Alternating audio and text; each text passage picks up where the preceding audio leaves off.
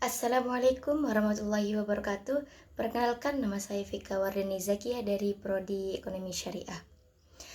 Di sini saya akan berpendapat tentang hadis dan Al-Quran. Mengapa hadis akan memiliki posisi yang sangat penting setelah Al-Quran dalam penetapan hukum Islam? Jelaskan disertai contoh dalam kehidupan sehari-hari. Pendapat saya, hadis ahkam menempati posisi kedua setelah Al-Quran karena hadis berfungsi menjelaskan, merinci, dan melengkapi ayat-ayat hukum yang masih bersifat umum dalam Al-Quran.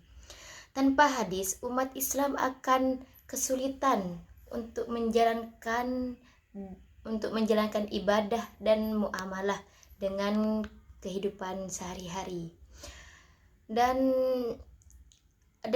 ada fungsi utama hadis dalam kehidupan sehari-hari. 1. Bayan atau tafsil, merinci ayat yang masih umum. Al-Quran sering memerintahkan secara umum, lalu hadis menjelaskan tata caranya secara detail.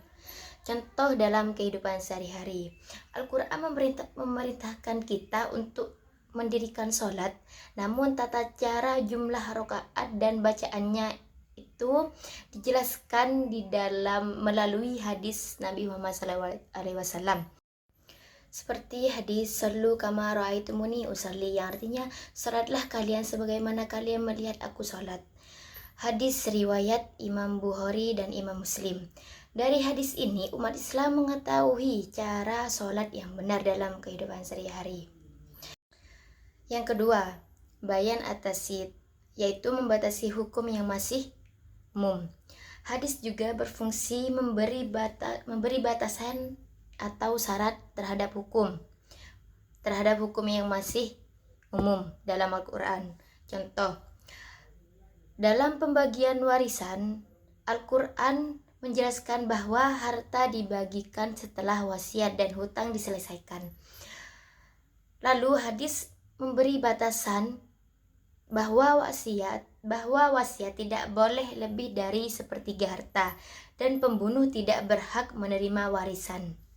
Dan maksud dari tidak boleh lebih dari sepertiga harta, contohnya seseorang meninggal dengan harta 300 juta dan memiliki hutang 30 juta, maka hutang harus dibayar dulu sehingga tersisa 270 juta. Jika sebelum meninggal ia berwasiat memberikan sebagian hartanya kepada panti asuhan, maka jumlah maksimal wasiat yang boleh diberikan hanya sepertiga dari 270 juta itu, yaitu 90 juta.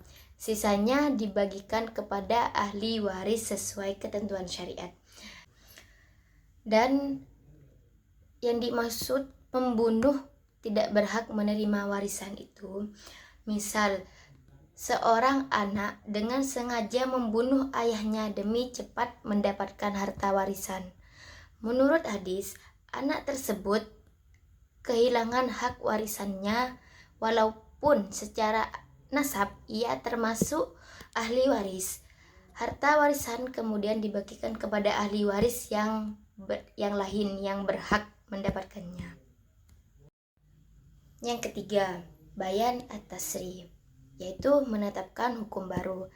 Di dalam Al-Quran ada beberapa hukum yang tidak dijelaskan secara rinci, lalu dijelaskan melalui hadis.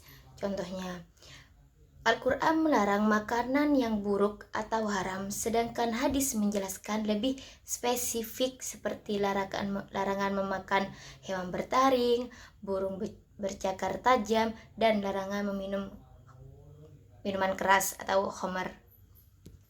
Rasulullah SAW bersabda, "Kullu musrifin hamrun wa kullu hamrin haramun", yang artinya setiap yang memabukkan adalah hamr dan setiap hamr itu haram. Hadis riwayat Imam Muslim.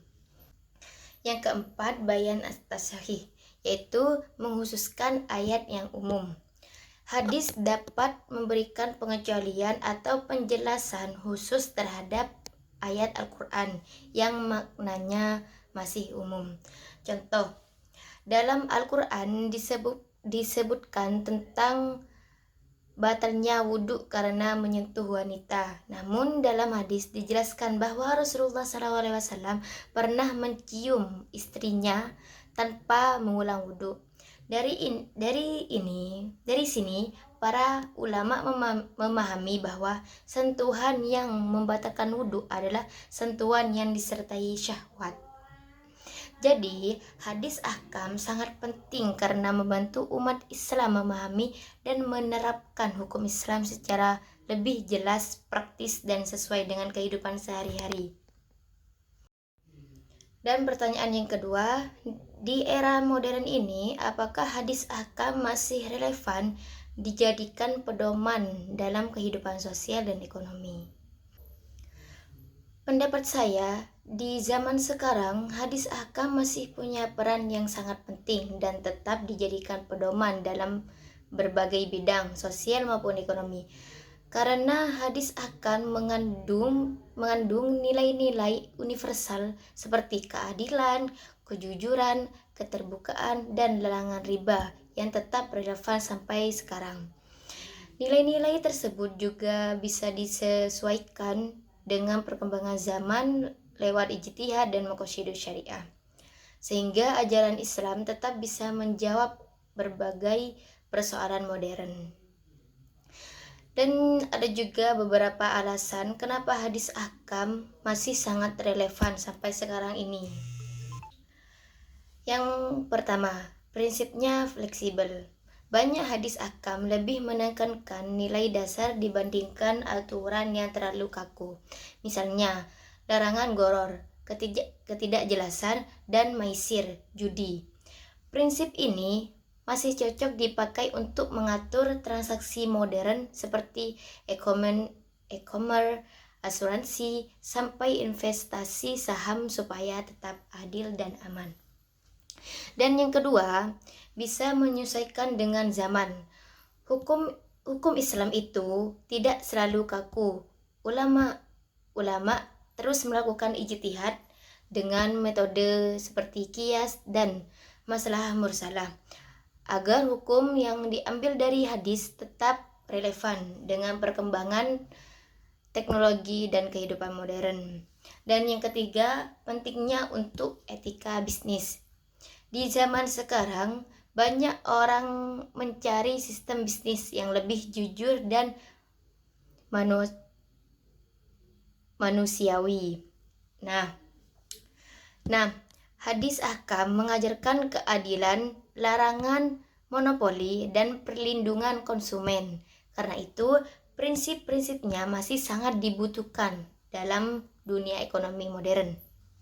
Dan yang keempat, pedoman dalam bersosial. Hadis ahkam juga mengatur cara kita berhubungan dengan orang lain, seperti larangan menyebarkan hoaks, pentingnya menepati janji dan menjaga hubungan baik dengan tetangga. Nilai-nilai ini tetap penting apalagi di era media sosial dan komunikasi digital sekarang. Hadis ahkam masih tetap penting dan relevan sekarang karena bukan cuma mengatur sosial ibadah, tetapi juga pedoman dalam kehidupan sehari-hari, baik dalam urusan sosial maupun ekonomi. Nilai-nilai seperti kejujuran, keadilan, tanggung jawab, dan saling menghargai masih sangat dibutuhkan di zaman modern ini. Selain itu, ajaran dalam hadis juga bisa menyesuaikan perkembangan zaman lewat ijtihad para ulama. Karena itu, hadis ahkam tetap menjadi pegangan bagi umat Islam agar bisa menjalani kehidupan yang baik, adil, dan sesuai dengan ajaran Islam. Dan yang ketiga, saya ingin berpendapat tentang apa dampak yang akan terjadi apabila umat Islam memahami Al-Quran tanpa merujuk kepada hadis ahkam. Pendapat saya tentang memahami Al-Quran tanpa merujuk pada hadis bisa menyebabkan kesalahan dan dalam memahami hukum Islam. Karena Al-Quran banyak menjelaskan hukum secara umum, sedangkan hadis berfungsi untuk memperjelas, merinci, dan memberi penjelasan lebih lengkap tentang hukum tersebut. Jadi, hadis sangat penting agar ajaran Islam dapat dipahami dan diterapkan dengan tepat dalam kehidupan sehari-hari. Dan ada beberapa dampak jika umat Islam memisahkan diri dari rujukan hadis. Yang pertama, sulit memahami Al-Quran secara lengkap dan benar. Dan yang kedua, tata cara ibadah seperti sholat, zakat, puasa, dan haji menjadi tidak jelas. Dan yang ketiga, bisa terjadi kesalahan dalam menetapkan hukum Islam. Dan yang keempat, muncul banyak perbedaan pendapat yang membingungkan umat. Dan yang kelima, nilai dan ajaran Islam dalam kehidupan sehari-hari kurang sempurna penerapannya. Dan yang terakhir, hubungan sosial dan muamalah bisa kehilangan pedoman yang jelas sesuai syariat. Dan pertanyaan yang keempat, saya ingin berpendapat tentang bagaimana cara terbaik mengajarkan hadis ahkam agar tidak hanya dipahami sebagai teori tetapi juga diamalkan dalam kehidupan nyata. Menurut saya, cara terbaik mengajarkan hadis ahkam adalah dengan menghubungkannya langsung dalam kehidupan sehari-hari. Jadi tidak hanya dipelajari sebagai teori saja. Selain menghafal dan memahami isi hadis, siswa juga perlu diajak melihat contoh penerapannya dalam kehidupan nyata. Misalnya, saat membahas hadis tentang kejujuran, guru bisa mengaitkannya dengan sikap jujur saat ujian, berdagang, atau menggunakan media sosial. Ketika membahas hadis tentang larangan riba, pembelajaran bisa dikaitkan dengan pinjaman online atau transaksi ekonomi modern.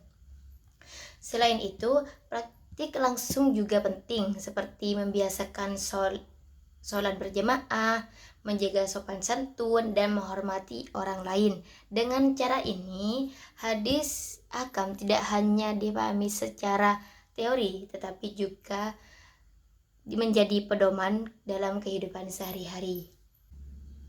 Dan pertanyaan yang terakhir, apakah penerapan hadis ahkam dapat menciptakan masyarakat yang harmonis dan berkeadilan? Menurut saya, penerapan hadis ahkam bisa membantu menciptakan masyarakat yang lebih harmonis dan adil. Karena hadis ahkam mengajarkan banyak nilai baik seperti jujur, saling menghargai, dan bertanggung jawab, dan tidak merugikan orang lain. Jika nilai-nilai diterapkan dalam kehidupan sehari-hari, hubungan antar masyarakat jadi lebih damai dan nyaman. Misalnya dalam urusan ekonomi, hadis melarang penipuan, riba, dan kecurangan dalam jual beli. Jadi hak penjual maupun pembeli sama-sama terjaga.